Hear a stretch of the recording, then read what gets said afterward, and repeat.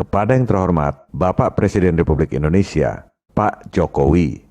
Juga kepada yang terhormat para wakil rakyat yang duduk di DPR dan DPRD, serta seluruh rakyat Indonesia. Melanjuti pembahasan episode lalu, pada episode 30B ini kami sampaikan ulasan tentang solusi utang dari Menteri Sri Mulyani serta investigasi jurnalistik tentang GDP yang selama ini jadi alasan pembenaran untuk terus tambah utang.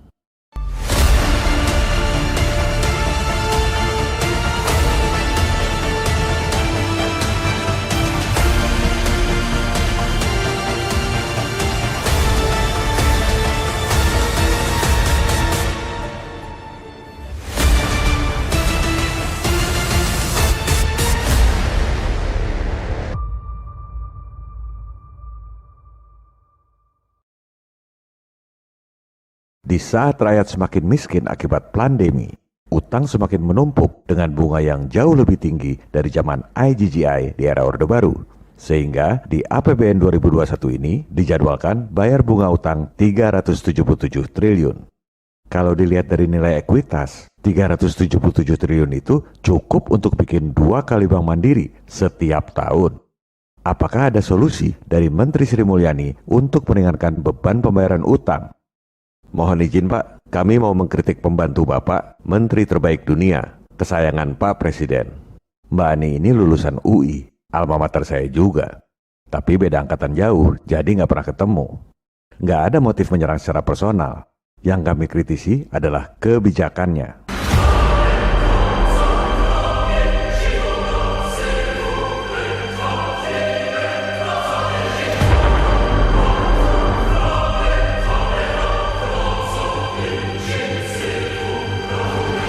Mbak Ani ini dulu aktivis, kita semua bangga.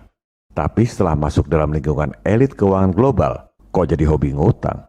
Bukan cuma negara yang disuruh ngutang, rakyat pun disuruh ngutang oleh Bu Menkeu. Kalau zaman dulu ada gerakan ayo menabung, Bu Menkeu ini justru mencanangkan ayo ngutang. Gak ada yang menyaksikan kecerdasan Bu Menkeu. Yang kami sayangkan adalah keberpihakannya. Dengan uang dan kekuasaan yang begitu besar, elit global ini memang bisa berbuat apa saja. Kalau saya di posisi elit global, saya pun pasti akan berusaha merangkul orang-orang pintar seperti Bu Menteri. Di posisi itu, saya akan mengatakan, Madam Minister, not only that we admire you, we worship you.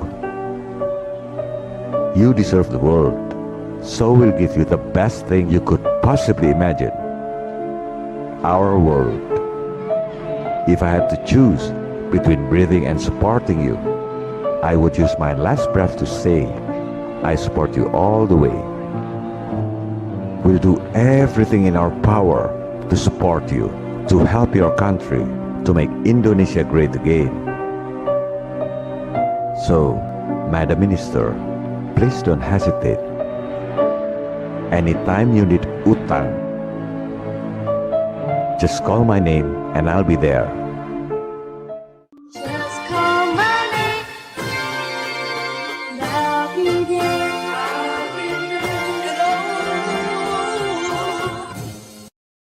Ya jelas saja bisa ngasih utang berapapun yang diminta. Fed dan Wall Street itu kasih utang modal dengkul. Hasil penggandaan uang elektronik di bank-bank komersial lewat sistem fractional reserve. Uangnya nggak pernah dicetak, cuma angka-angka di komputer dan debit kredit di perbankan. Dari situlah mereka bisa kasih utang pada semua negara di dunia. Nggak pakai modal, modalnya cuma kertas bond doang. Itulah hebatnya elit global. You know, when they talk about the elite. The elite. Do you ever see the elite? They're not elite. You're the elite. You are the elite. Sekarang, mari kita lihat apa solusi Menkeu untuk menyelesaikan utang. Kita dengar dulu apa yang dikatakan oleh Bu Menkeu untuk kemudian kita analisis bersama. Dan setiap kali ada utang jatuh tempo kita selalu bisa bayar melalui apa yang disebut revolving. Dan kalau semakin kecil berarti exposure-nya makin kecil. Makanya debt to GDP ratio walaupun undang-undang membolehkan sampai 60, Kementerian Keuangan itu membuat rule sendiri jauh di bawah, yaitu separuhnya. Tidak boleh ngelebihin 30%. Kedua, Kita harus ngumpulin pajak, bener, tapi tidak untuk bayar utang saja, tapi untuk menyelesaikan, untuk membuat ekonomi kita makin baik fasilitasnya, sehingga ekonomi makin maju, GDP-nya makin gede, utangnya relatif makin kecil. Kita bisa ngumpulin pajak untuk bayar utang juga. Ketiga, ya kita awasi belanja negara. Kalau kita membelanjakan 2.200 triliun, tapi dia tidak menjadi apa-apa, apakah itu sekolah, kesehatan, apakah itu infrastruktur, apakah itu untuk kemiskinan, kita harus sebagai netizen, saya kepengen, ya netizen itu mari sama-sama saya, kita melototin 2.200 itu, kita cari itu di mana dia.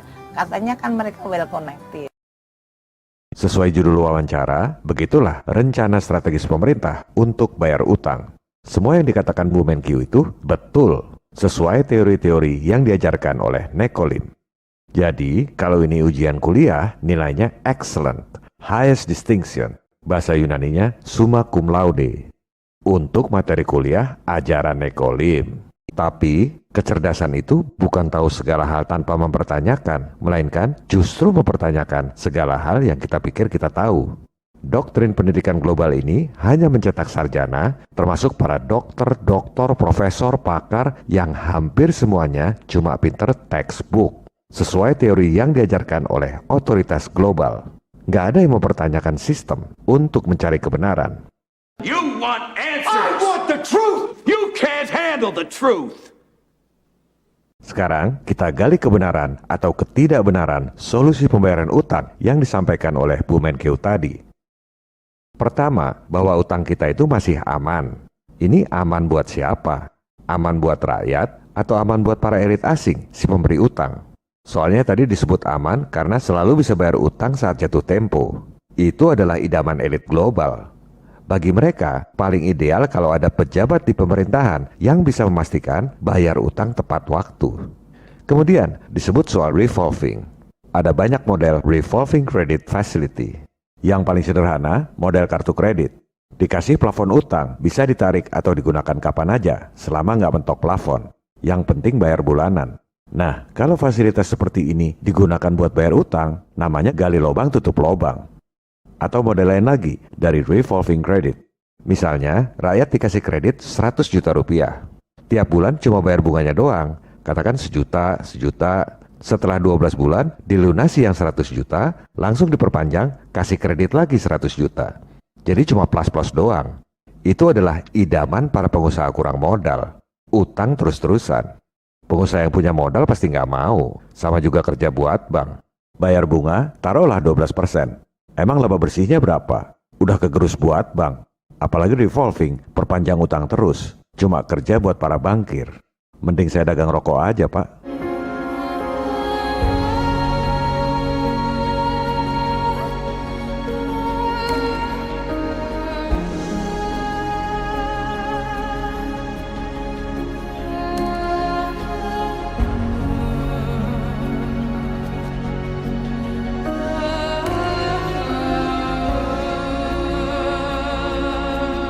Kenapa elit global kasih fasilitas revolving?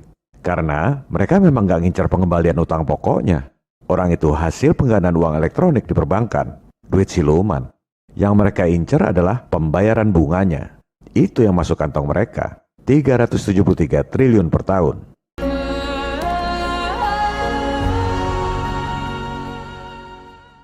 Kemudian, aman karena rasio GDP atau PDB. Nah, ini sesuai dengan judul episode kita. Itulah alasan yang diajarkan oleh Nekolim lewat teori-teori di sekolah. Katanya kalau ngomong harus pakai data.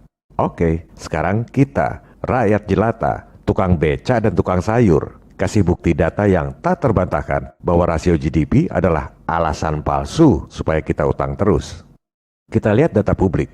GDP per kapita Indonesia $4.135. Artinya apa? Kita kurskan dulu, asumsi 14.200 sama dengan 58,7 juta rupiah per tahun. Kita bagi 12. Jadi, berdasarkan data resmi, pendapatan penduduk di Indonesia itu rata-rata 4,8 juta rupiah per penduduk per bulan. Tapi kan di rumah itu nggak semua orang kerja. Taruhlah yang kerja suami, punya 2 istri dan 1 anak. Kebalik, punya 1 istri dan 2 anak. Berarti dianggap pendapatannya 19,5 juta rupiah per bulan per keluarga. Coba lihat saudara-saudara kita di Papua. Apa pendapatannya 19,5 juta rupiah per bulan per keluarga? Atau saudara-saudara kita di NTT, apakah pendapatannya 19,5 juta rupiah per bulan per keluarga?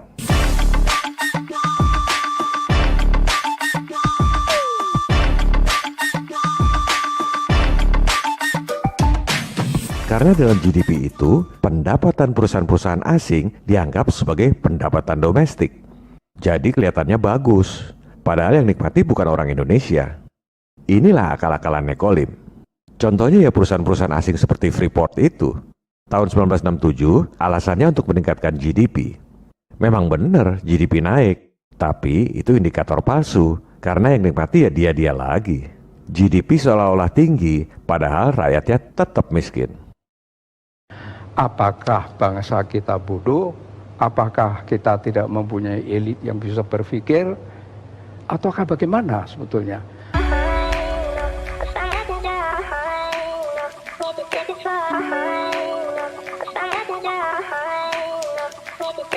Bahwa Indonesia itu memang direkayasa, memang diengineer oleh kekuatan asing untuk menjadi terpuruk, untuk menjadi bangkrut. Sejak tahun 1967, bulan November 1967 diadakan konferensi di Jenewa, diprakarsai dan dibiayai oleh Time Life Corporation. Di sana delegasi Indonesia dipimpin oleh Pak Sultan Hamengkubuwono ke-9 dan Pak Adam Malik. Mereka adalah pimpinan yang tertinggi untuk kalau tidak mereka tidak mau bicara. Tetapi di bawahnya itu kan tim ekonomi, karena yang dibicarakan ekonomi itu lengkap sekali. Ya. Wijoyo, Didi Sastro, Muhammad Sabtli, Subroto, Emisal, semuanya lengkap dan sudah menteri semua. Tetapi counterpartnya tidak ada menterinya. Counterpartnya itu Bank Dunia, IMF, Bank Pembangunan Asia, dan pengusaha-pengusaha besar raksasa di bawah pimpinan David Rockefeller.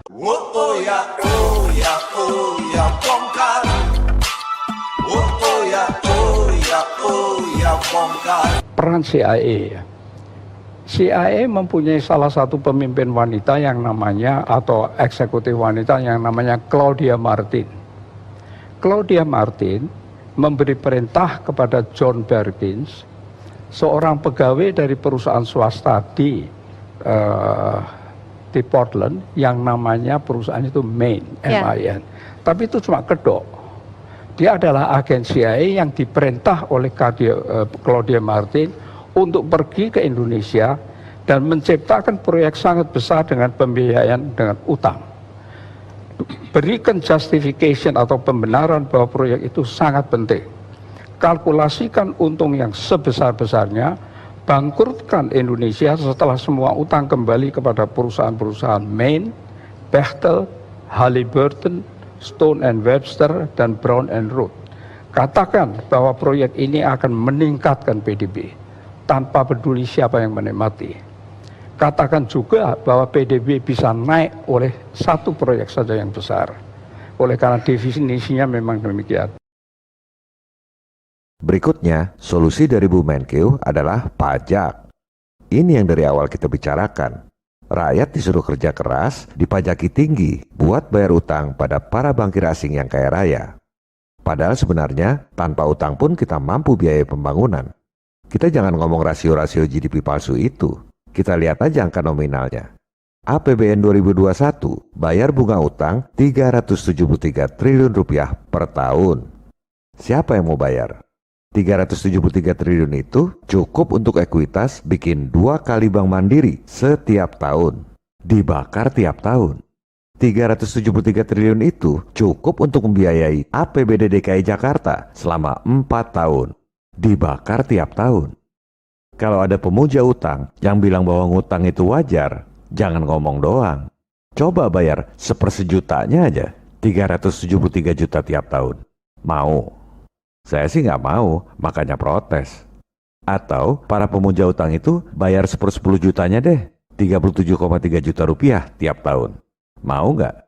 Saya sih nggak mau, karena memang sebenarnya kita nggak perlu utang. Kita mampu biayai sendiri pembangunan. Kita akan bahas di episode 31 mendatang.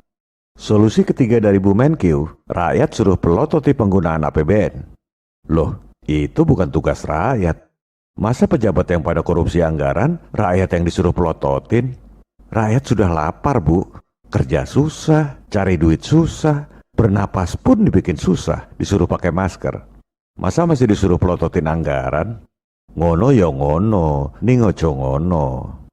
Kami berharap orang-orang secerdas Bu Sri Mulyani bisa memberi solusi konkret yang pro rakyat, bukan pro utang pada elit keuangan global. Dari ketiga hal tersebut, jelas sekali kelihatan bahwa Bu Menteri nggak punya solusi. Kami akan sampaikan solusi pembayaran utang 6.000 triliun dalam sehari pada episode 31 mendatang. Ada sebagian pemirsa yang nanya, apakah solusinya menggunakan MMT atau SWF? Sebagian pemirsa malah lebih tendensius. Oh, itu sejalan dengan MMT dan SWF. Nyetak duit sendiri dengan menjaminkan sumber daya alam.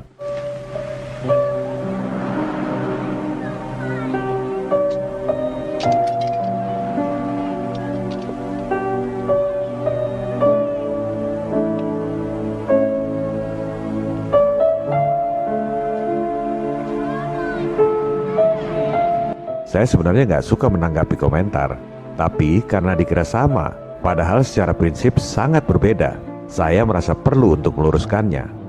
Pertama, menerbitkan uang sendiri itu bukan berarti MMT. Presiden Soekarno sudah terbitkan uang sendiri di tahun 1945. Coba lihat siapa yang tanda tangan. Menteri Keuangan, bukan Bank Sentral. Nyetak duit sendiri itu nggak ada hubungannya dengan MMT. Presiden Kennedy terbitkan uang sendiri tahun 1963 melalui Executive Order. Mungkin kalau di sini Perpres atau Perpu. Nggak ada hubungannya dengan MMT. Nggak perlu gembar-gembor teori baru. Praktek itu justru diam-diam. Uang dolar yang diterbitkan oleh Bank Sentral Swasta Fed, capnya warna hijau. Tulisannya Federal Reserve Note. Uang dolar yang diterbitkan oleh Kennedy tahun 1963 itu capnya warna merah. Tulisannya United States Note. Nanti dibilang Bung Karno dan JFK ikut-ikut MMT. Maaf ya, itu komentar yang kurang cerdas karena kurang wawasan. Kedua, SWF itu sudah dijalankan oleh Presiden Jokowi. Malah sudah ditunjuk CEO-nya, Dirut Bank Permata. SWF atau Sovereign Wealth Funds adalah investasi milik pemerintah pada produk-produk keuangan yang dibuat oleh elit global. Itu definisi yang benar. SWF nggak ada hubungannya dengan menjaminkan sumber daya alam. Coba pemirsa nanya ke Pak Wirakusuma, CEO SWF Indonesia. Pak, SWF itu menjaminkan sumber daya alam buat nyetak duit ya? Pasti Anda diketawain. Sekolah di mana, Dek? Pasti bukan pemain di dunia perbankan dan keuangan. Saya nggak menentang kalau ada yang mau bikin teori baru. Silakan aja.